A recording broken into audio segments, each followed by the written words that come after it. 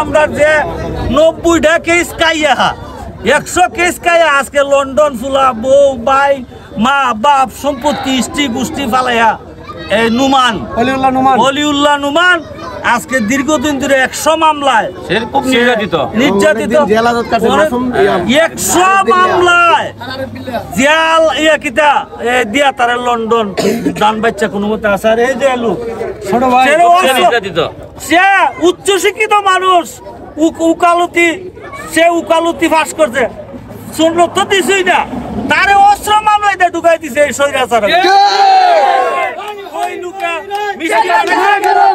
এই আনন্দের দিনে আমরা সবাই মিষ্টি খাইতাম আর এই মিষ্টির আনন্দ বুক করতাম।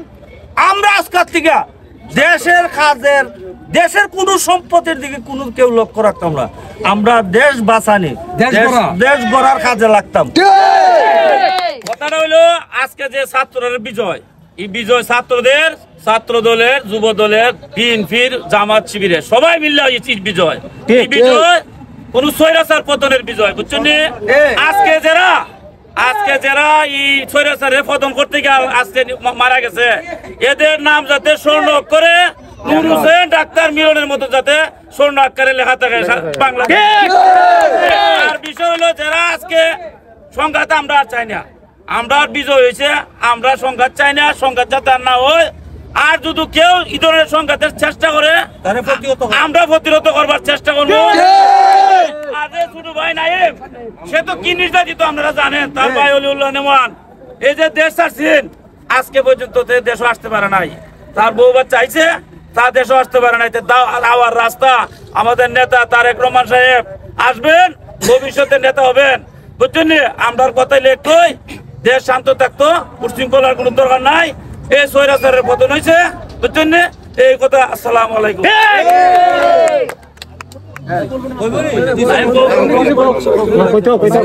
আরে কইতো না নি আজকের যে বিজয়, এরা তো নির্যাতিত ছাত্ররা যারা আজকে 34 দিনে যে বিজয় আছে, বাংলাদেশ স্বাধীনতার পরে দ্বিতীয় বিজয় আজকে বাংলাদেশ স্বৈরাচারের রাষ্ট্র প্রধান থেকে দেশ থেকে পলাতক। আমরা এই সুন্দর দেশ আবার দল বল নির্বিশেষে এবং হিন্দু মুসলমান যাতে সবাই সুন্দরভাবে দেশকে গড়তে পারি, এই লক্ষ্যে আমরা একত্রবদ্ধ হয়ে দেশের এই দ্বিতীয় স্বাধীনতাকে ঘোষণা দিয়ে আজকে যারা এই প্রাণ দিয়েছেন তাদের এই মৃত্যুকে আমরা শ্রদ্ধা করে এবং অনুভব করছি। তারা যে আমাদের বিজয়ের জন্য যারা জান দিয়েছেন তাদের প্রতি, এবং যারা এই আন্দোলন করে যে সমন্বয় করে তাদেরকে আমরা সম্মান জানিয়ে আমরা এই দেশকে যাতে সুন্দরভাবে আবার গড়তে পারি, এই দৃষ্টি রেখে আমি বক্তব্য শেষ করছি। আসসালামু আলাইকুম। গাড়ি বাংসুর বিএনপি, জামাত, ছাত্র আন্দোলন, শিবির এরা বাংছে, এগুলোরও বিচার হবে সরকার পতন না হইতো আজকে আমরা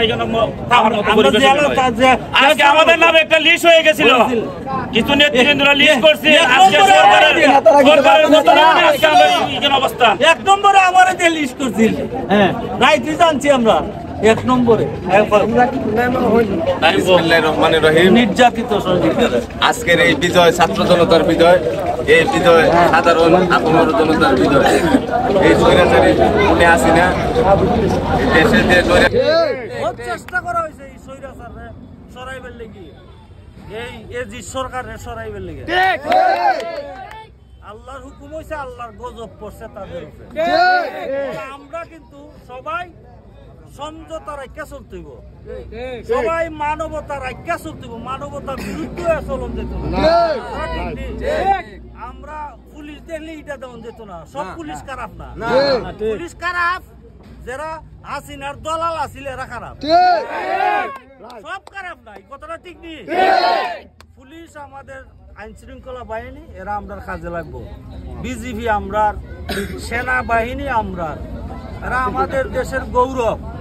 তারা যেভাবে জীবন সেনা প্রধান বক্তব্য দিছে, উনি দিচ্ছেন যে আপনারা আমাদের সহযোগিতা করেন, আমরা নিশ্চিত থাকেন এই খুনিরার বিচার বাংলাদেশের মাটিতে।